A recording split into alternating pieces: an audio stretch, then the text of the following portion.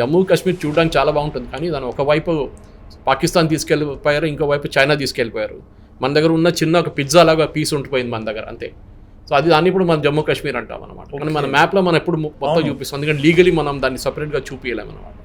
కానీ మనం దీన్ని మాట్లాడుతున్నప్పుడు కూడా ఈ క్రైసిస్ గురించి మీరు అడిగారు. కొరియా మనతో ఇండిపెండెన్స్ వచ్చింది, జపాన్ ఏమో న్యూక్లియర్ వార్ డిస్ట్రక్షన్ తర్వాత హిరోషిమా నాగాసాకి తర్వాత వాళ్ళ కొత్త ఇండిపెండెన్స్ వచ్చిన లాగానే అయిపోయింది అనమాట.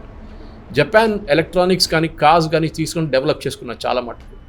ఇటువైపు కొరియా ఏమో ఎలక్ట్రానిక్స్, ఇప్పుడు లక్కీ గోల్డ్ స్టార్ అనే ఒక కంపెనీ ఉండే వాళ్ళ దగ్గర, దాని ఇప్పుడు మనం ఎల్జీ అంటాం. ఇనిషియలీ అది చిన్న కంపెనీ ఉండే కానీ పెద్ద అయిపోయారు, కానీ చాలా చీప్ గుడ్స్ సప్లై చేస్తుండే వాళ్ళు. మన దగ్గర ఇప్పుడు చైనీస్ లైట్ల గురించి మాట్లాడతారు కదా, 6 నెలలు పనిచేస్తుంది అట్లాంటి కంపెనీలు ఉండే కొరియాలో. కానీ వాళ్ళు కూడా చాలా ర్యాంప్అప్ చేసుకున్నారు ఇమీడియట్గా. అటువైపు జపాన్ చూస్తే సోనీ కానివ్వండి, పానాసోనిక్ కానివ్వండి, చాలా మటుకు జాపనీస్ కంపెనీస్, సుజుకి లాంటి కార్ కంపెనీస్, హోండా ఇట్లాంటి కంపెనీస్ అన్ని డెవలప్ చేసుకున్నారు వాళ్ళు.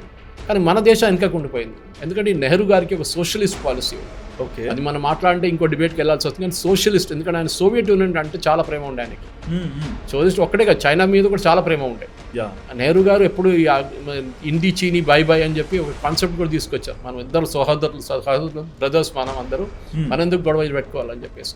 సో అదొక సపరేట్ పాయింట్ నడుస్తున్నప్పుడు కూడా ఈ టైంలో ఈ క్రైసిస్ వచ్చినప్పుడు 62లో ఎట్లా హ్యాండిల్ చేశారని ఈ పుస్తకం చూపిస్తుంది అనమాట.